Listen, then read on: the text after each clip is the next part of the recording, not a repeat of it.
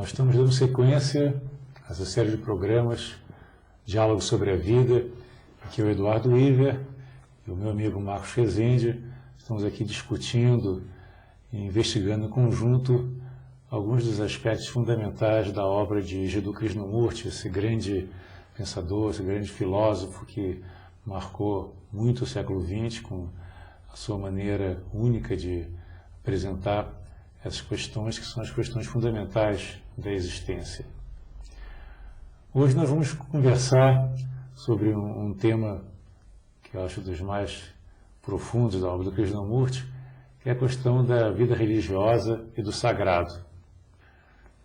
Nós observamos que esse termo sagrado é usado das mais diversas formas pelas religiões e que o ser humano sempre buscou alguma coisa que justificasse a sua pequenez, a sua limitação, buscando fora de si alguma coisa que pudesse ser considerado sagrado, superior, transcendente e que seria ao mesmo tempo assim, o criador do universo, o legislador também universal, sempre colocando de fora de si alguma coisa, alguma experiência que muitas vezes é denominada a experiência do sagrado.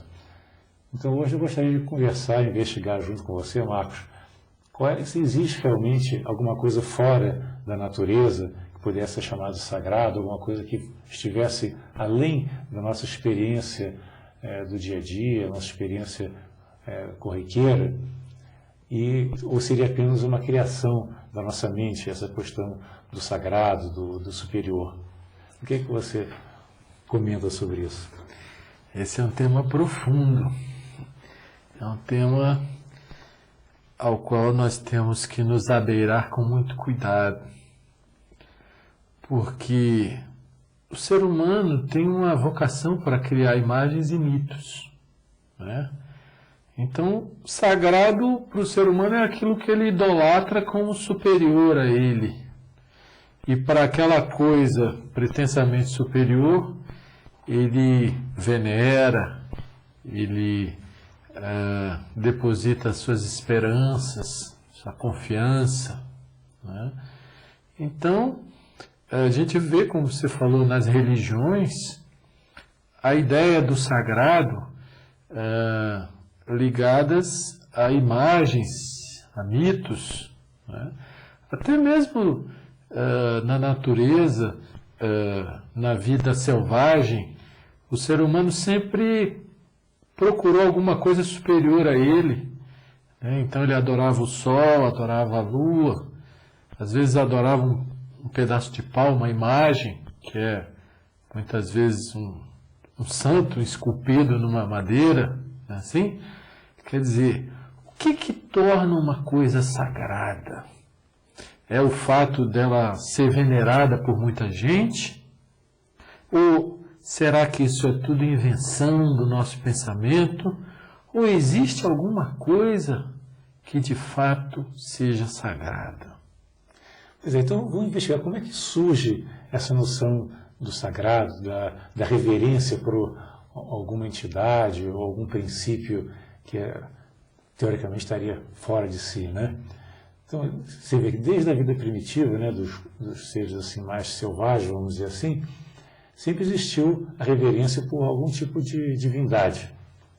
Então, quando se descobriu o fogo, né, o fogo tinha propriedades que até então eram desconhecidas. Então, aquele que conseguia criar o fogo tinha poderes sobre os outros, porque o fogo tinha uma capacidade de destruir e também de gerar algumas funções úteis ao ser humano, como cozer um alimento, coisas dessa natureza. Iluminar também, né, à noite, que normalmente os seres primitivos aquecer. Então, o fogo tem múltiplas utilidades. Então, aquele que tinha o domínio sobre o fogo, ele tinha mais poder e era reverenciado por isso.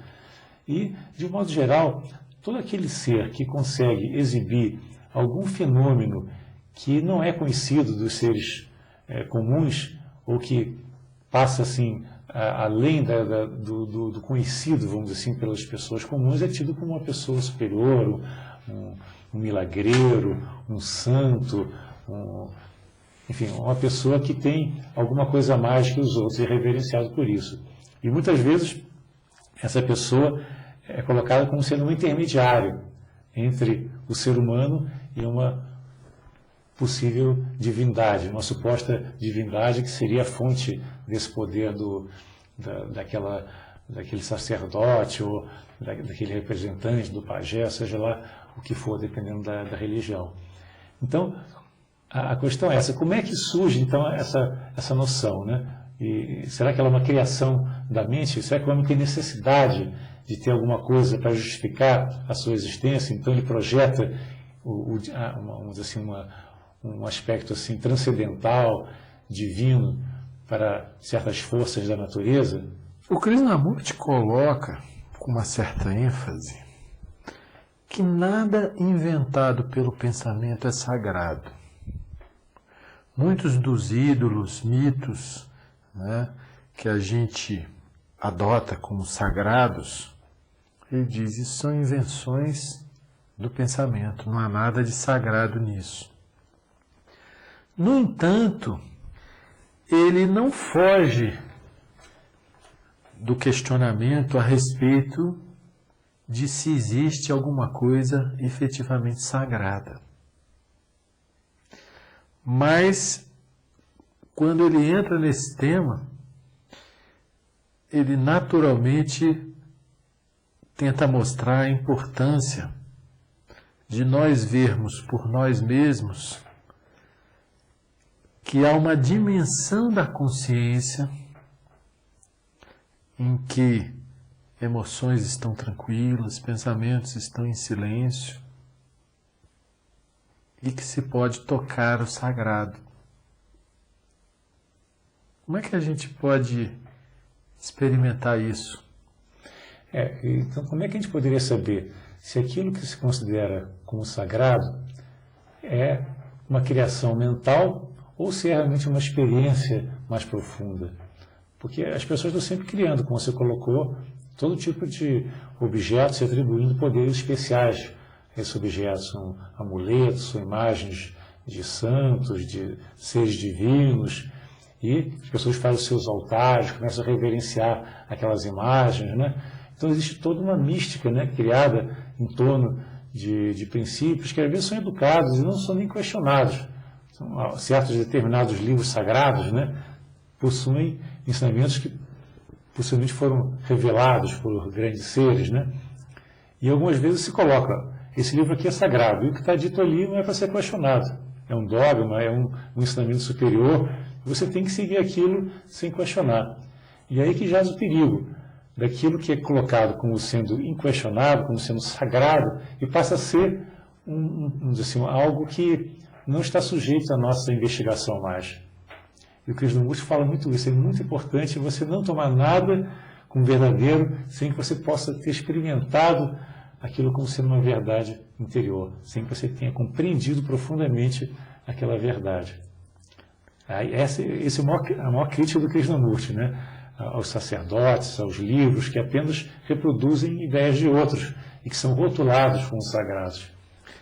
O Krishnamurti diz sempre que a pessoa religiosa, ela não é a pessoa que frequenta uma religião, mas que a pessoa religiosa é aquela que percebe a si mesma, percebe o seu próprio eu e aprende a se esvaziar de todas as irrealidades que o pensamento inventa. As emoções e os pensamentos estão sempre em busca de satisfação e que para você viver o sagrado é preciso você compreender como funciona a sua própria mente. Olha que coisa interessante. Como funciona a sua própria mente para você poder descobrir se há algo efetivamente sagrado. Porque a pessoa pode estar se enganando, né? Ela pode querer criar ou considerar alguma coisa como sagrada somente para fugir da responsabilidade de descobrir o que é verdadeiro. Na hora que você concorda, assim, que nem um cordeirinho, com aqueles ensinamentos que estão vindo de uma dada religião, né?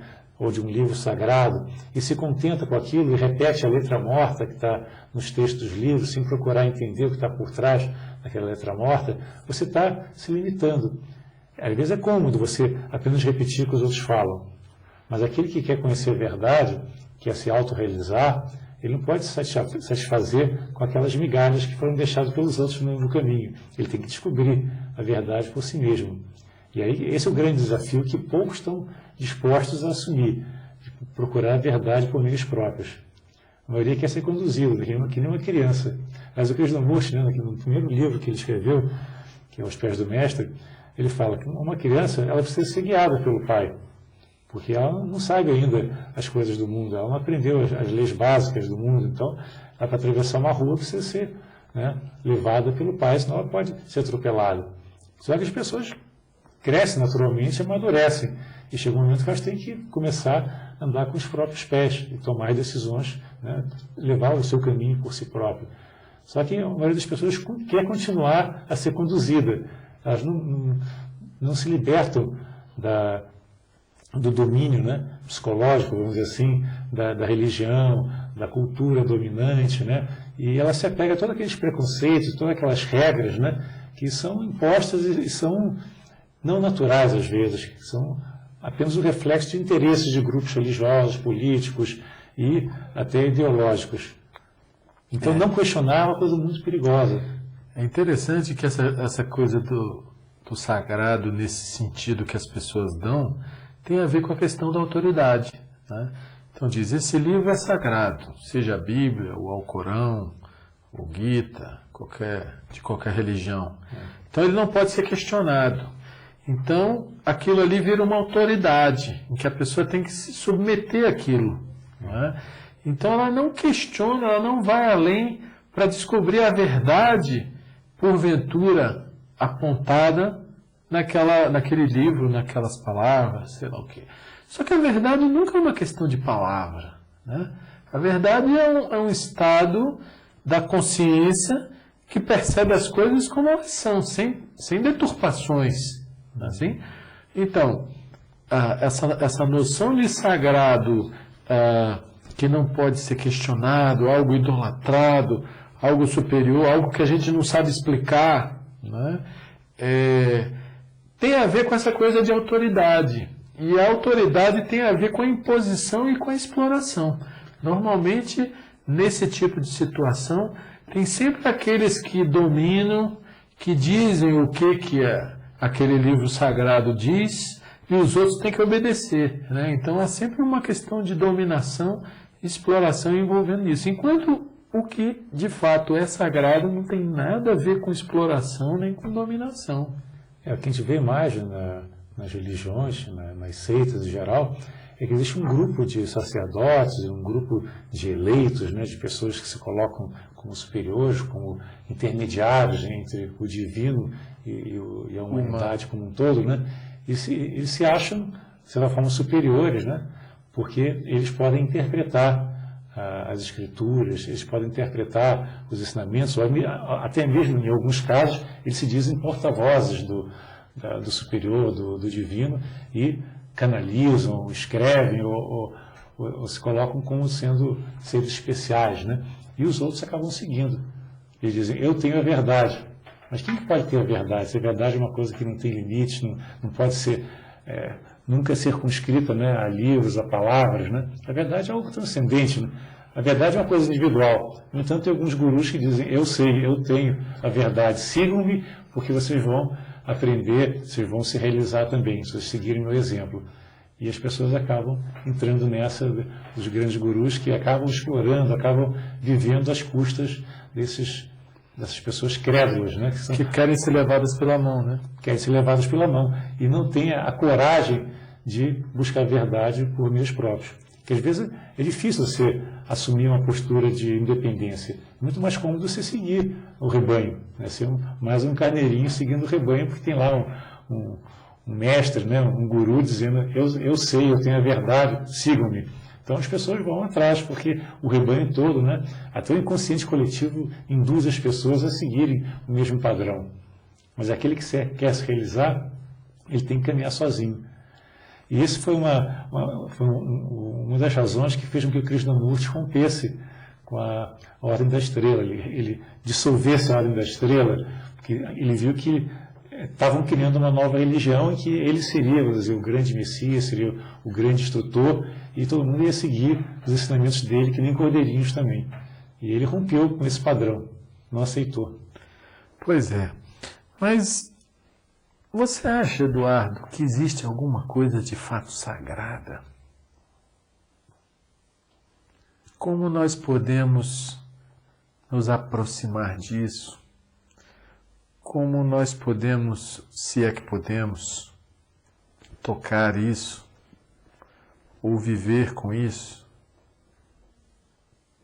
Essa é uma questão difícil, porque quando você tenta descrever ou entender o que é sagrado, quem está investigando é a mente.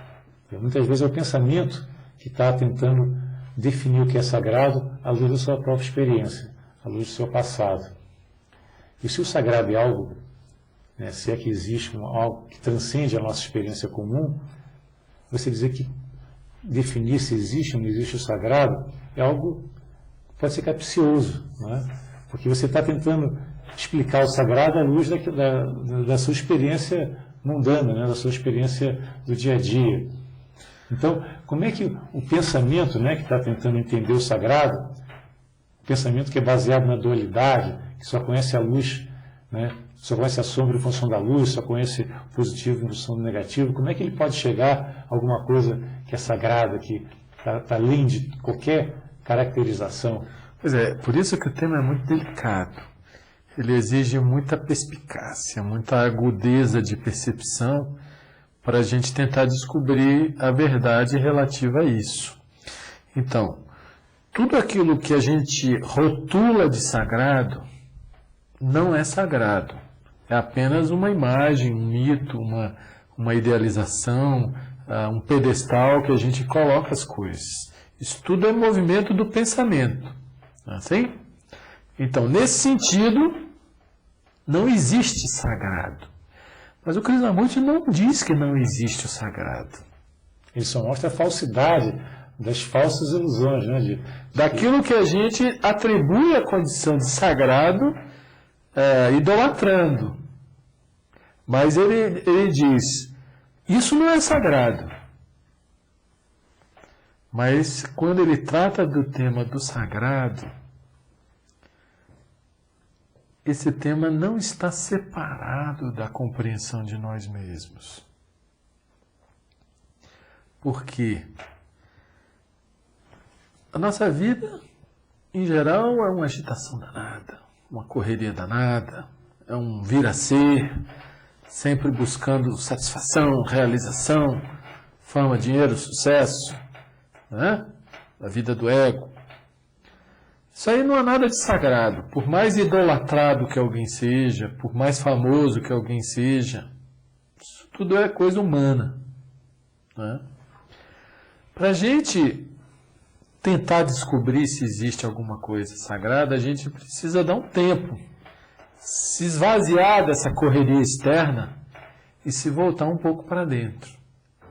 Quer dizer, qualquer busca do sagrado dentro do nosso campo da experiência externa, a experiência que a gente tem no dia a dia, que é a experiência da investigação baseada nos livros, na experiência do relacionamento interpessoal que nós temos, toda essa experiência que está no campo do pensamento, ela é incapaz de chegar ao sagrado, se é que esse sagrado existe como algo transcendente. Se ele é transcendente, como é que ele pode estar dentro do campo da experiência comum? Ele certamente não estará. Mas aí a gente pode escorregar para uma outra ilusão, que seria a ideia de sair da vida comum, ir para o mosteiro, ir para uma montanha, achar que lá nós vamos achar o samadhi, que é aquele estado de iluminação que teria a ver com o sagrado. Quando o Krishnamurti coloca esse tema do sagrado, ele não exclui o viver comum. né? Porque há o perigo da pessoa fugir do viver comum, mas criar um outro sistema alternativo, mas que é também um outro tipo de viver, mas que não é diferente do primeiro. Apenas Aliás, é uma fuga, né? É uma fuga. Então a pessoa às vezes nega a sua maneira de viver para ir morar num mosteiro, ou morar nas montanhas, seja onde for, ou ir para a Índia. Ambicionando a sua própria projeção. Então né? ela projeta atingir mais uma meta, mais um vir a ser.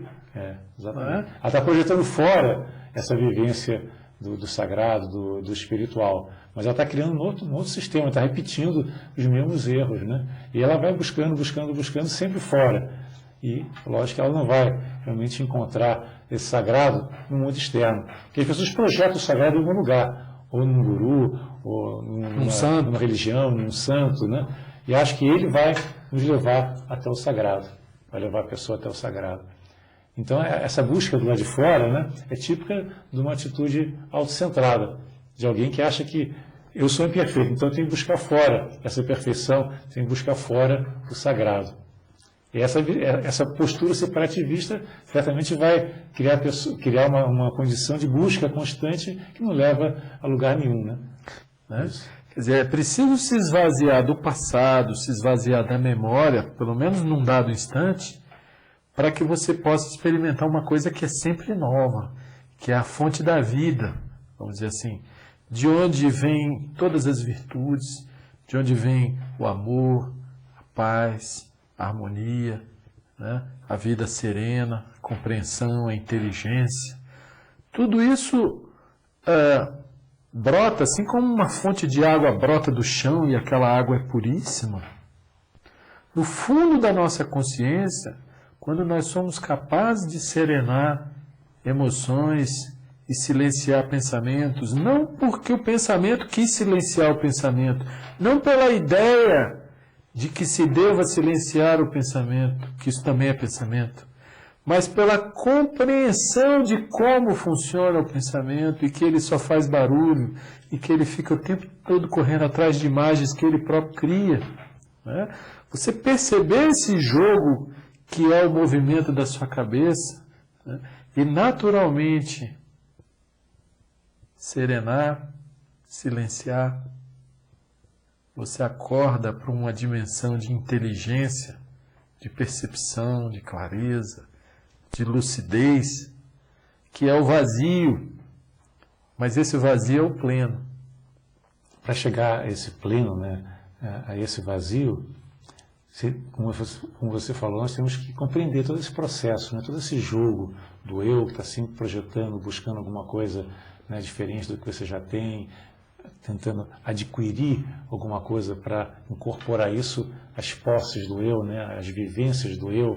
Então, a pessoa quer ser uma pessoa mais espiritualizada para ser uma pessoa, né, mais bem vista, com maior status na sociedade. Então, a pessoa está sempre querendo adquirir o conhecimento, adquirir a vivência espiritual e, de certa forma, chegar a uma condição que você pode chamar de Satori, né, Samadhi, ou seja lá o que for o nome que cada tradição dá.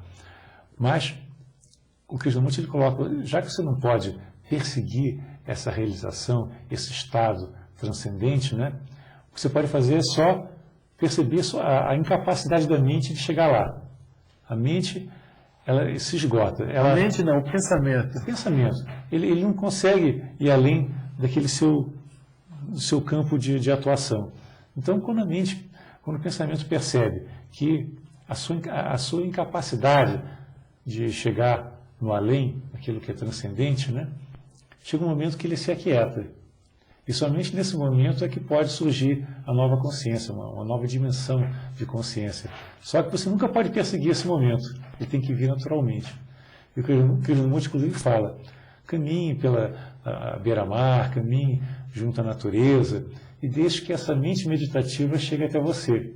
E essa mente meditativa é esse estado de consciência, né, não dualista, aquele estado de total integração, onde o eu desaparece.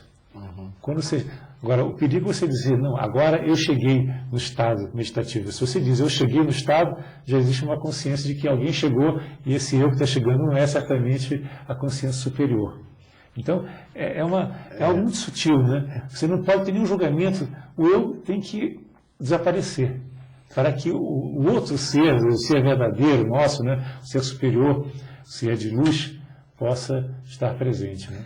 É interessante, você colocou aí da mente, o Krishnamurti chega a dizer assim, não existe a minha mente e a sua mente.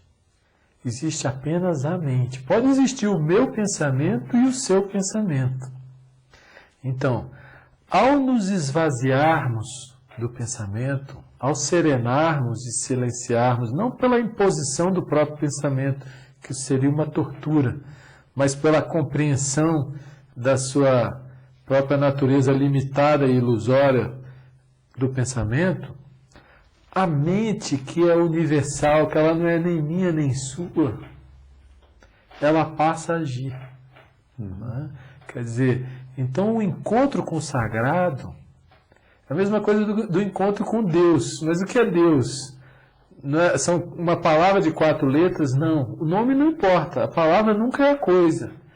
Mas quando a consciência separada, o eu, você se esquece de si mesmo, né?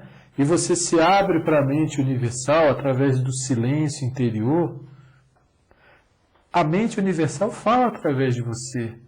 E ela ilumina a sua vida, ela enche a sua vida de amor, de afeição, né? De força, de clareza, de desprendimento, de paz. Né? Então, encontrar Deus não é encontrar uma ideia de Deus, e sim esvaziar-se para que essa coisa que está em tudo esteja em nós e faça em nós a sua vontade. Né? Mas para isso é preciso morrer para toda a ideia de eu, de achar que eu sei, que eu posso. Todas essas assertivas, elas não são essa coisa infinita. O nosso pensamento é sempre finito. Mas essa consciência universal que a gente pode chamar de Deus, ou absoluto, ou o incognoscível, qualquer nome que você der, infinito, né, ela nunca é limitada, enquanto o nosso pensamento é sempre limitado. Então, esvaziar-se do pensamento que é limitado significa abrir-se para o infinito, para o sagrado, que é ilimitado. E o bonito nisso tudo, né, é a percepção que nós temos uma dimensão de existência muito mais elevada que esse viver comum, restrito, feio, em que as pessoas vivem. Né? E que os irmãos falavam muito nisso, né, que as pessoas podem despertar para uma nova dimensão de existência. Né? E eles, inclusive, que ele continuava falando, ele praticamente deu palestra a vida toda, né, porque ele percebia que existia essa possibilidade de se viver de uma forma mais plena, uma forma mais bonita, mais amorosa, mais em contato com a natureza, e até, ele não falava isso, mas em contato com o divino, a gente pode colocar. Quer dizer, todos nós temos essa capacidade, né, temos esse potencial de chegar a uma realização plena, de chegar a vivenciar a nossa verdadeira natureza, a verdadeira natureza espiritual interna. E que nós possamos, então, através da observação, através do contato com a natureza, cada vez mais despertar para essa natureza.